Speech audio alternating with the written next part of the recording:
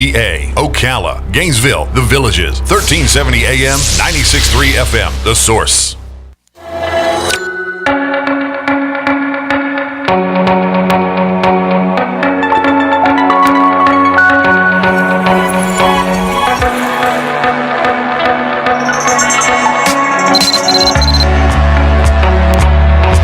All right, 20 minutes after 10 o'clock. Thank you for tuning in.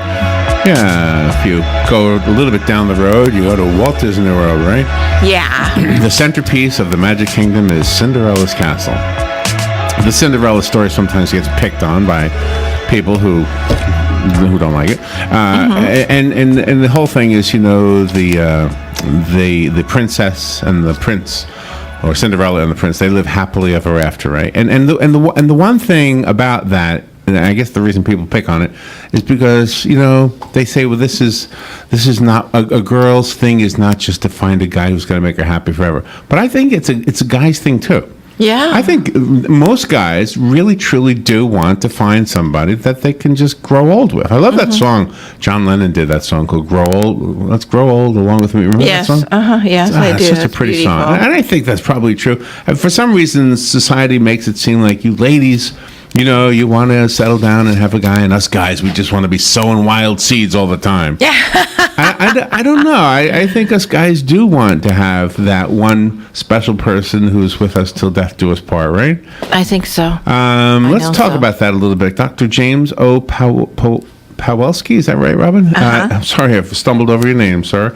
He's a professor of practice and the director of education in the Positive Psychology Center at the University of Pennsylvania, where I hear it's really cold right now. I'm not going to rub it in too much because we got a little bit of it ourselves. Yes, we do. It's and freezing. Suzann Pawelski, this is husband and wife, right? Yes. They wrote the book called Happy Together, Using the Science of Positive Psychology to Build Love That Lasts, which I believe is what we all want, men and women both. Good morning to both of you. Sorry, I stumbled over your names. Good morning.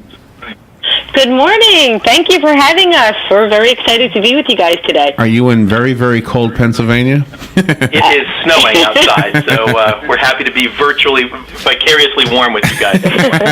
Well, the truth is, it's a little chilly here, and the other truth is, the snow is always whiter on the other side of the mountain, or whatever they say. Indeed. Yeah, so we have a little bit of envy going on here too. Well, thank you for being on. How long have you guys been married? 8 years yesterday. Well, congratulations. Happy anniversary. Yeah, happy anniversary. Thank you. And was it hard to find each other? I mean, finding each other, was it an aha moment, or were you both reluctant? Oh, that's interesting. Well, I think positive psychology brought us together, shared interests and passion, which I think is pretty cool. We didn't expect to be writing a book, definitely not on relationships, and didn't expect to be writing a relationship book with my husband. So I think the field of well-being is what brought us together. And I think what often happens is, you were talking about Cinderella. I think that's a great way to start in on this topic, that oftentimes we kind of wait around for our prince to come or our princess to come, and there's got to be this magnificent moment, right? What brought Susie and me together, as she mentioned, is our shared passion. So part of what our message is don't just wait around for the lightning to strike. Don't just wait around for perfection to happen, but get engaged. Be doing things, following your passions, following your strengths, and who knows where that'll lead. And the perfection is kind of overrated, I think, because everybody has flaws, and to have a happy relationship, one needs to accept each other's flaws. Oh, totally. I mean, there's so much pressure these days on, curating ourselves, curating our relationships, curating our lives. And one of the things that we wanted to make sure is that people didn't make assumptions about our lives together. So it's not as though Susie and I, well, we do have a fabulous life, but it's not as though it's always perfect. In fact, we don't think there is such a thing as a perfect relationship. Perfect comes from two Latin words that mean thoroughly done. So if one or both partners is done with a relationship, it's done. But otherwise, it's growing, learning, and so focusing not so much on what's imperfect about a relationship or how it fails some impossible standard, but focusing on the real ways in which there are strengths and positive things happening in the relationship is really key. And is that how Aristotle fits into the equation? Yeah, exactly. So Aristotle talks about that there are three things that human beings love. One of them is what's useful, one is what is pleasurable, and one is what is good. And he says we often have friendships that are based on usefulness. Starting a business together, for example, is great, or pleasure, going out in the town with people.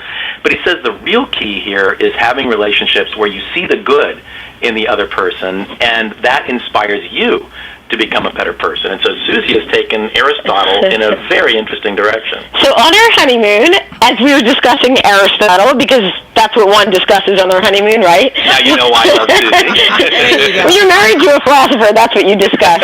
So I said to James on the sunny beaches of St. Lucia 8 years ago, this week, why did Aristotle have to limit this just to friendship? What if we took this up a level and we applied it to a relationship? So instead of just being lovers, we became Aristotelian lovers, and we really took the time to notice the good and the strengths in each other and nurture that. And does that change in the course of a marriage? In 8 years, has anything changed that what was good is now different than what is good?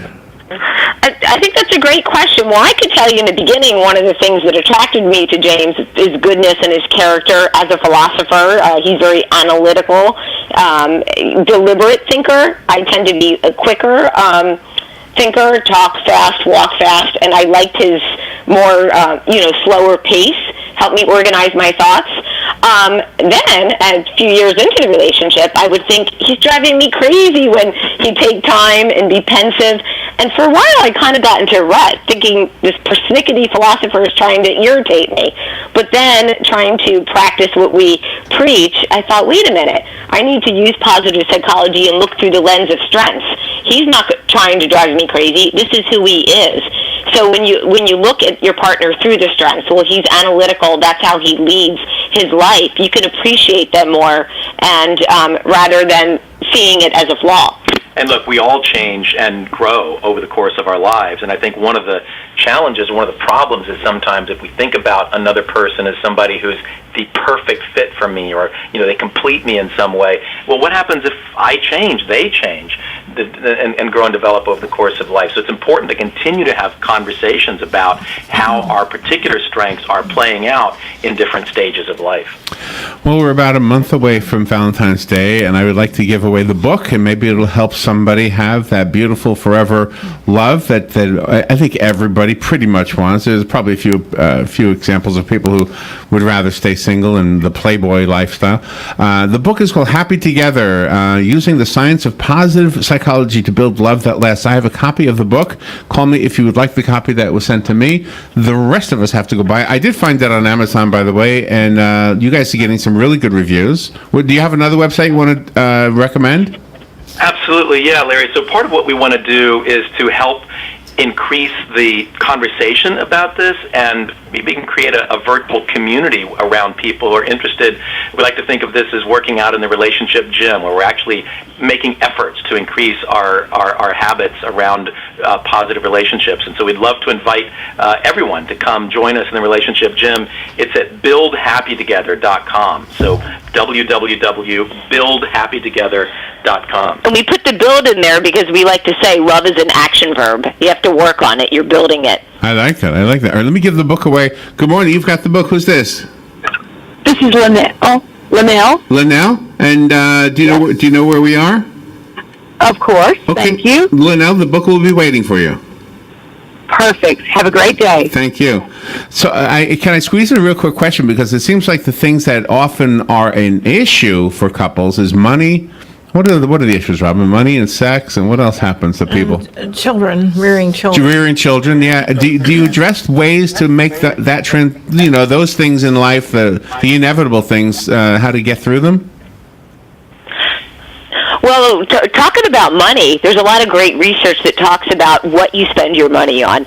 So research shows that experiences, individually and as a couple, increases your well-being as opposed to things. We've all focused on, I'm sure in the past, you want to get that great new car or television, and after a while the value and the joy kind of wanes, but experiences together are something you can look back on and savor and reminisce together as a couple. All right, excellent. We'll have to read the book to find out the rest. Thank you both for being on the show with us today, and happy anniversary. Thank you so much, Larry and Robin. We enjoyed being here today. Thank you. It was great to be with you. And we'll be right back. Fox News Radio, I'm Chris Foster. It's not just Democrats' demands threatening a partial government shutdown Friday night. Some Republicans opposed their leader's plan for a one-month temporary spending bill. Mark Meadows told reporters the plan didn't provide enough money for the military. There's not support for the current leadership plan as proposed. The continuing resolution included money for the Children's Health Insurance Program, or CHIP, but there was no fix for the DACA program, something Democrats say is essential. Fox's Rachel Sutherland in D.C. The Trump administration is cutting aid to Palestinians. The head of the UN's Relief and Welfare Agency